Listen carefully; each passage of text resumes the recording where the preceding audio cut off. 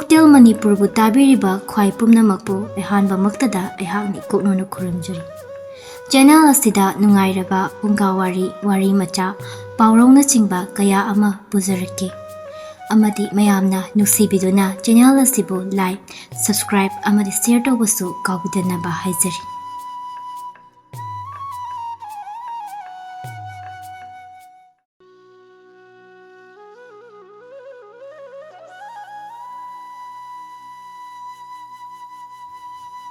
Ngasi puzarakliba wari asigi mamingdi Koujeng sangu amasung yong. Thaina mamangaida lafu ngakta hauba mafam amada Koujeng sangu ama makol saduna leirami. Makoina lafugi anauba chongkhalakpa mayolsing ado chaduna nungaina awat apa leitana palami. Matab aduda yong amana chaningai thakningai gi afaba mafam phangdaduna makoina leibada nungaigadaba atopa mafam ama thiba lai. Mafam kaya yenglaba matungda Koujeng singna leiriba lafu ngakta hauba achauba mafam ado thengnari. Mafam ado ubada yong sing ado khalli. Mafam aside aikoina leibagidi khwaidagi chanaraba mafamni. Lafu mayam asidagi palakpa lafoi sing ado chabada lembu lemlagani. Aikoina chabada ngambaroi. Thaknabagisu ising phangdrabasu lafugi maku ase sumlaga thakpa yari.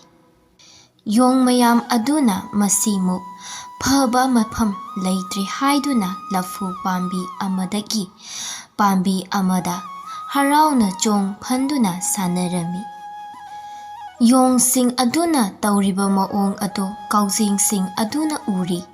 Koujeng sing adugi luchingba amana yongyam maraktuda changlaga hairuri. Itaw yongyam pumnamak tabiyu. Mafam ase aikhoigi leifamni. Ipa ipu haktaktagi mafam asida aikhoi leiraklabani. Mayamna mafam asida leibigi hairabasu nongmaninidi leiminaba yai aduga tung koina leibadi nungairoi. Aduda yonggi luchingba adu thoraklaga hairai. Aikhoiga nakhoiga mafam asida punna leiminasi. Nakhoigi jinjaka aikhoigi jinjaka manabasu natti. Nakhoina lamana chabani. Aikhoina laphoi chabani. Leiminabada karisu kairoi. Yonggi wafam adu tabada Koujeng aduna khol kalapna hairai. Yong yamna atopa mafam ama thibirubada hena phagani. Hayeng tungda nungainarakoi. Aduga nakhoina mafam asidagi laphoi chaba phangani haina khallibado chaba phangloi. Aikhoidi lafu mayol charaga hinglibani. Asumna hairamlaga Koujeng adu chatkhri. Yong sing aduna Koujeng sing dubu karimnaduna ngangne. Hera Koujeng sing ase mawa lawba yaba natte. Nungsinuna leiminasi haibagi wani. Til macha makhoina lamhenba yabra. Lamhelaga khubakna bak thaduna hatoklaga loirabasibu. Asum tawduna yongyam ado mafam aduda laisilli. Koujeng sing adusu yong sing aduda wa amata ngangdri. Yong sing adugi lafu pambi singduna tharo. Yalaklaga laphoi palakpa adu ngaiduna leiri. Koujeng singdi mahausadagi hauna lafu mana anauba chongkhalakpado chingthaduna chaduna lai. Koujeng sing aduna lafu mayol chongkhalakpa sing ado chingthaduna chathokibana lafu pambi sing ado tharo yanba ngamdri. Yong sing aduna lafu maru kharacha ama kharacha tawduna lafoi palakpa ngairakpa ado Koujeng sing aduda tauriba maong sing ado ubada khoidaw yamna saugalakli. Nongmadi masama uphaba yong luchingba kharana Koujeng sing ado unaba lakli. Yongsing aduna Koujeng sing aduda hairei. Karino Koujeng, nakoina tauribase. Nakoina laphu mayol jongkhalakpa makai loina chingthaduna. Laphoisu amatta panaba ngamdri. Nakoina pamlibase karino. Nakoi loinamak nathwai mangba pambra. Yonggi wadu tabada Koujeng sing aduna hairei. Aikhoidi hana haizakhibaduni mafam ase aikhoigi ipa ipu singi mafamni. Aikhoidi laphu mayol chaduna hingbani. Haina aikhoina mamangda haizakhibaduni. Koujeng singi wadu taraga yongsing aduna amuk hairei. Aikhoina nakhoida hairibasini. Nakhoi ngasidagi laphu mayol amatta chingthakpa yadri. Masida nakhoina lamhelaba nakhoi loinamak nathwai mangani. Koujeng sing adusu saurakle karino nakhoina aikhoigi mafamda laklaka akal aring saribase haiduna Koujeng sing ado ngarang ngangnarakli. Masidi aikhoibu usittabagi wafamni. Aikhoisu aikhoigi kanglup kanba haibase ithaudang. Aduna yongsing asiga aikhoi angamba thengnaba tai. Asomna Koujeng sing ado mahi sauganarakduna yongsing aduga thengnanaba khudakta phirep lauri. Madudagi Koujeng sing aduna yongsing aduda haire. Phare naikhoina aikhoigi ifamda laklaga usittaba saduna aikhoibu namthanaba hotnabadi aikhoi yadi. Maram aduna aikhoi nakhoiga thengnanaba sem sari. Hayeng ayu anganbada laphu hauriba mafamsigi awangda leiriba lampak asida nakhoiga aikhoiga angamba hatoknaba tari. Nakhoisu nganta nakhutta matik chaba khutlai puduna lau kanana ngamgi yengnaba tari. Yongsing adusu phai makhoidi ngai haktada loisinge hairamlaga chatkhri. Koujeng sing ado numidang aduda karamba lalong tauraga yongyam sing ado hatokadabagi haina kupna khanaduna lalong yatpa haukhri. Asomdasu yongsing aduna Koujeng sing ado thomduna hatoknaba chaitup amamam sem saba loikhri. Nongali yong mayam ado chaitup amamam paiduna nganta awang thangbagi lampak aduda Koujeng sing lakpa ngaiduna leiri.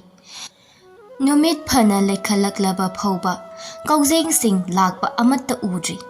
Yongsing aduna nungsana sagalakpani. Ayuk ngantadagi ngairakpani phana chokthare makhoina khalli. Koujeng sing ado kiraba zatla. Asumna khanaringai makha pangbadagi Koujeng sangu ama pullaga hauduna pairakpa uri. Adudagi yongsing aduna hai Koujeng lakle. Thomlaga hatoklasi haiduna makhutta chaitup sing ado chetna paiduna phibam semduna leiri. Koujeng sing ado yongsing adugi mathakta nakna painarakli. Aduda yongyam aduna thomdatlaga hatoklasi haiduna Koujeng sing aduna nemtharakpa matam chaitup sing ado haigatuna thamli. Tanja aduda Koujeng sing adudi mathakta koipai paikhatkri. Yongsing aduna Koujeng sing adu yenglaga chongkhatuna thomba aduda Koujeng dadi amatta panadri. Aduga chongkhatluraga tarakpadadi khongpham chadaduna leimaida maning loksinduna turi. Asam tauduna yong kharadi makhwang tekpasu yauri. Amuksu Koujeng mayam adu yong mayamgi mathak aduda paitharai. Tanjaduda yongsing aduna Koujeng sing aduda amuk thomdatnaba chongkhatli. Koujeng sing do amuk mathakta koipai paikhatli. Aduga yongsing adu amuksu leimaida maningyai sinduna turi. Koujengi lalong aduda yong phanayamna makhwang tikli. Koujeng sing aduna makha tana atopa lalong ama amuk chatharakli. Koujeng amana yong amagi maraibakta tongli. Yong amana Koujeng amagi maraibakta tongbudu uri. Madhu ubada yong aduna Koujeng adu hatlagi haiduna yonggi maraibakta tongliba Koujeng aduda utup aduna thomlakli. Koujeng adudi phan launa chongthokri. Aduga chaitup aduna yonggi maraibakta panduna yong adugi maraibak kairi. Koujeng amanasu amuk yong amagi maraibakta tongli. Yong amana madu uri yong aduna chaitupna Koujeng aduda thombada Koujeng adu chongthokre aduga chaitup aduna yonggi maraibakta pali. Yong aduna yong amaduda sauri. Asumna makhoi masen amaga onsinnaduna phudruk thomnarakle. Asum tawduna ihingna hingsaduna yongyam siri. Khara amana sathina siba yana sokli. Asum tawduna Koujeng sing aduna khulai amata yaudana chaitup paiba yongyam adu maithiba pikri. Hinghauba yong khara adu makha tana lafu hauba mafam aduda laiba kiraduna mafam adu thadokduna chatkri. Aduga Koujeng aduna hanagumna nena tana nungaina amuk pankri. Asum tawduna Koujeng sing aduna amata oina lingchel manana munna wakhal tawduna lalong chathabadagi chaitup paiba yong sing adubu irai laina maithiba piduna mai pakpagi mahai phangba ngamki.